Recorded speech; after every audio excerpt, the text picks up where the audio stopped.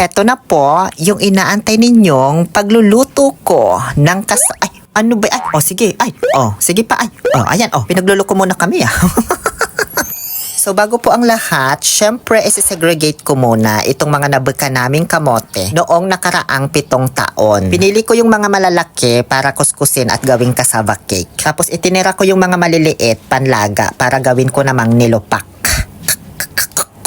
Sobrang dali lang naman magbalat ng kamoting kahoy. Para ka lang nagsisircumcise. Pinagpuputol ko muna yung mga kamote sa katamtamang laki para madaling matuklap yung balat.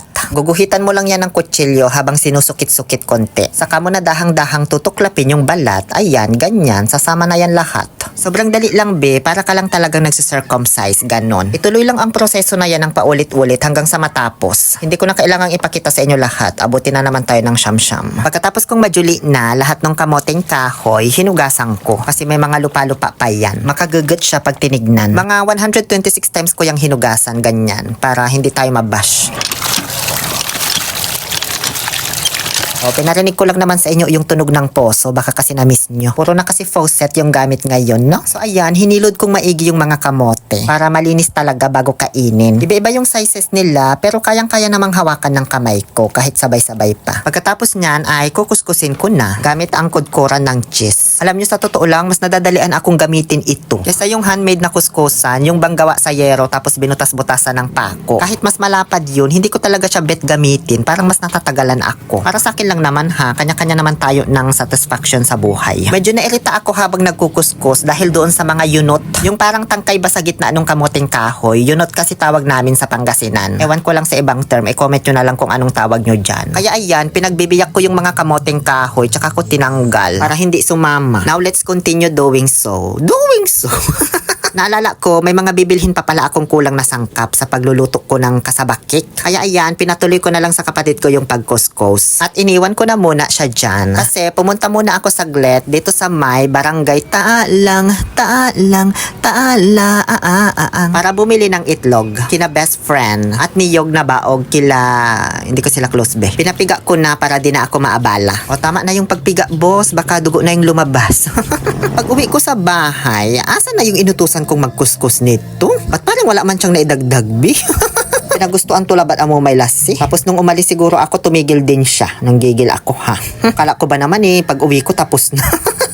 Ako lang din pala tatapos nito. Anyway, mabilis ko rin naman din siyang natapos kasi mabilis talaga akong magkuskus balongos. Ngayon ay pipigaan ko muna siya. Optional lang naman ito, nasa sayo yan kung gusto mo. Ako kasi wala man ako masyadong ginagawa sa buhay kaya gusto kong maabala. Pagkatapos kong mapigaan yung mga kinuskus balongos na kamuting kahoy, tinikman ko yung sabaw, masarap naman. Kaya ayan, sinibukan ko muna bago ko hinigop.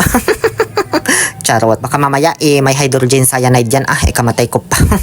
Ngayon ay hinahanda ko na yung mga ingredientes dahil magme-makus na po tayo. Binuksan ko na tong mga condense tsaka i-vape. Nagtunaw na rin ako via room temp ng bata dahil mainit naman ang panahon ngayon. At dahil nga sa first time lang din ako magluluto nito sa tanang buhay ko, syempre manonood muna ako sa YT. Bali yung mga napanood kong cooking vlog nito, lahat sila nasa 1 kg lang yung ginawang cassava cake. 4 cups ang equivalent nun. Kaya una kong ginawa sinukat ko muna itong nakudkod ko kung ilan ba. Sakay, dwara, talora, apatira, 5, 6, 7, 8. Nasa 8 cup po lahat ng nakudkod kong kamuting kahoy. So equivalent yan sa 2 kilo. Kaya ngayon, dodoblehin ko po yung measurements ng mga ingredients sa napanood ko. Sa 2 kilong ginayat na cassava blanca, nilagyan ko ng 2 lata ng condense. 2 lata rin ng e-vape. Yung ganyang kalaki, Medyo nagtaka lang ako kasi sabay ko naman silang binuhos. Pero ba't nauna maubos yung laman nung isa? Siguro konti lang laman nito.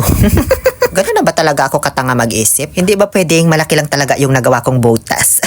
2 cup ng coconut milk. May sobra pang 1 cup pero nilagay ko na lang din. Kasi doon naman sa ibang napanood ko, 1 1/2 cup yung nilalagay sa 1 kilong cassava. Sa sugar naman, 2.5 cups para sa 2 kilong cassava. Iniulit ko 2 kilo ito. Baka sabihin na naman ang tamis na yan. Di ba ka kumain? Inaalok ka ba?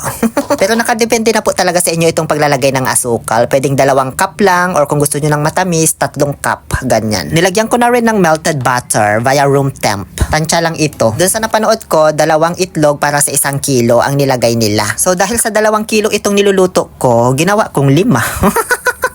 ba yung calculation ko, be? Hayaan nyo na, dinagdagan ko lang ng isa. Bakit ba? Mahilig kasi ako sa itlog. Buti nga hindi ko nagawang leche plan to eh. Habang hinahalo ko siya, parang namumuo-muo yung butter na na-melt via room temp. Kaya na-temp ako na mag-melt ulit. Ayan pinakuluan ko na yan sa kawali guys. Kasi parang di ko bet yung kinalabasan nung tinunaw ko siya via room temperature. Iba pa rin talaga pag pinakuluan mo yung bata. Habang naghahalo, bigla ko na lang na-realize na meron pala akong nabiling kudkuran sa Saudi na mas madaling gamitin. Ayan Hindi ko man naalala. Ang dali pa naman niyang gamitin. Nagkandahirap patuloy akong magkuskus balungos. Napapalitan pa naman niya ng blade. May maliit, may malaki kung gusto mo. Ganun. Sayang man. Di ko tuloy napakinabangan. Anyway, tapos na tayong mag-makus-makus. Kaya maglalagay na po tayo sa baking pan de Manila. Pinuranisan ko muna ng melted butter, syempre, para hindi dumikit. Saka ko na inilagay yung ating mixturistic sesame. Hindi siya nagkasya guys doon sa dalawang baking pan. So ibig sabihin nito, magtatatlong salang po tayo. Maabala, Sana 1 kilo na lang ginawa ko. Pero para makasave po ako ng time, pinagsabay ko ng isa lang yung dalawa. Up and down yung init sa 175 degrees Celsius. 45 minutes up to 1 hour yan. Pero nakadepende pa rin kasi minsan makapal yung mukha mo. Yung nilagay nating kasaba doon sa baking pan. Silip-silipin mo na lang. Alam mo naman siguro tumingin ng hilaw pa, luto na at sunog na, 'di ba? Alangan naman na kitang-kita mong hilaw pa papatayin mo na. Bale, pinagpapalit-palit ko rin pala sila dyan ng position para maluto yung ibabaw nung nasa ilalim.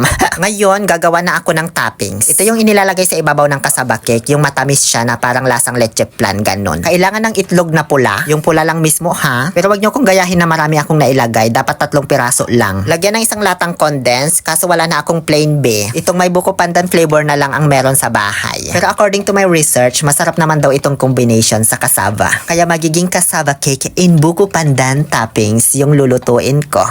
1 cup ng kakanggata ng niyog. Bumili na lang ako ng Coco Martin kasi naubos na yung kanina. Hinalo ko na lang ng maigi, okay na yan. Ngayon, lalagyan ko na po ng toppings itong binake kong kasaba cake. After ko siyang i-bake ng almost 1 hour. Uunahin ko na muna itong nasa rectangle na lagayan kasi hindi ko na sila pwedeng pagsabaying dalawa. Loyal na kasi ako. Charot. Hindi na pwedeng sabay isa lang. Yung ibabaw na lang kasi yung lulutuin natin. Pagkatapos ko lagyan ng toppings, kinudkuran ko ng cheese, escudero. Pero recommended ko na kudkuran nyo rin siya pag naluto na para mas aesthetic tignan. Hindi na kasi gaanong makikita yan pag naluto na. Ngayon, ibabalik na natin sa kanyang sinapupunan. Ayan, sige. Ginisto mo yan Ayan, sige pa. Kaya siguro ako nagkakaroon ng stiff neck lagi, no? Sa kakaganyan ko ba? I-bake lang yan for 15 to 20 minutes in 200 degrees Celsius. Pero gaya ng sabi ko, nakadepende pa rin yan sa inyo. Silip-silipin nyo na lang. Pag silip ko, ayan na yung kinalabasan. Malapit na siyang maluto. And after so many hours, so many days, I came this tattoo. Yes. Ay, ano ba yan? Nagulat na naman ako. Vlog pa ba ito o gymnastic sa palarong pambansa? At ayan na po ang ating finished product of multiplication. Ganun lang yun, di ba? Sobrang dali lang gawin. Kahit di ka graduate ng dermatology at crematology, kayang-kaya mo yung gawin. Isunod ko naman na naisasalang itong nasa bilog na baking pan. Papakita ko pa ba ito sa inyo? Pareho lang naman yung proseso. Okay na yan. Uy, ang haba na naman ng vlog natin. Wala na kaming baking pan, kaya kumuha na lang ako ng aluminum na lagayan. Yan yung pinagagawan ko ng bibingka para ilagay itong mga natirang mixturistic natin. Medyo makapal-kapal itong nagawa ko dito guys kasi binuhos ko na lahat nung natira. Kaya mas natagalan ako sa pag-bake. Pagsapit ng gabi, ayan, naabutan ko na si Sasam na kumakain. Halos maubos na niya, nasa 20% na yung nakain niya. Kinabukasan, nagpunta agad si Auntie Loli Vlog sa bahay namin para kumain. Kasi matagal na niyang sinisiim ito kung kailan ko daw iluluto itong kamuting kahoy na binaka ko. Masarap daw sabi niya. Hiniwa-hiwa ko na rin yung isa kasi paubos na yung nauna. Ayan, konting-konti na lang. Tapos habang naghihiwa ako dyan, panay kain pa nila. Diyos ko. Sige, ubusin nyo na. Nahiya pa kayo. Kinahaponan ay hiniwa ko naman na yung pangatlong gawa ko, yung makapal-kapal. Saka ako naglagay sa may baunan. Nagpakulo din pala ako ng tubig sa kanilagay ko sa aking aqua flask na imitation lang. Tapos pinagbabalot ko na lahat dahil dadalhin ko ito sa bukid. Dahil doon po kami kakain at magpipiknik. Ibang bukid rin ito, ngayon nyo lang ito makikita sa vlog ko. Dito yung sinasakahan ng tito ko. Tapos gumawa din kasi siya dito ng kanilang bahay-bahayan. Ayan ang ganda, diba? May mga higaan pa, bi. Mas maganda dito kaysa dun sa alulong na pinagbablagang ko. Habang inaantay ko yung mga kamag-anak ko, nagtimpla na ako dyan ng kape. Saka kumain na rin ako dyan ng kasaba cake. Nauna na dito yung tito ko, tsaka yung isa niyang empleyado. Magpapatubig kasi sila, kaya nag-a-arrange ng mga tubo. ko. Di ko sila inalok. Bakit ba? Mayat maya, nagsidatingan na ang mga dipungal. O sige, kain kayo. Hanggat gusto nyo, family banding nga ito, diba? Yun lang naman, kasabakik lang yung dala namin dito, pero nakapag-picnic na, diba? Nakapag-banding pa. Inabot pala kami dito hanggang Takip Silim bago kami umuwing lahat. Yun lamang po, muli ito po ang inyong Happy Pill Oliver Castro na nagsasabing, no to toxicity, let's make our people happy. Buhok.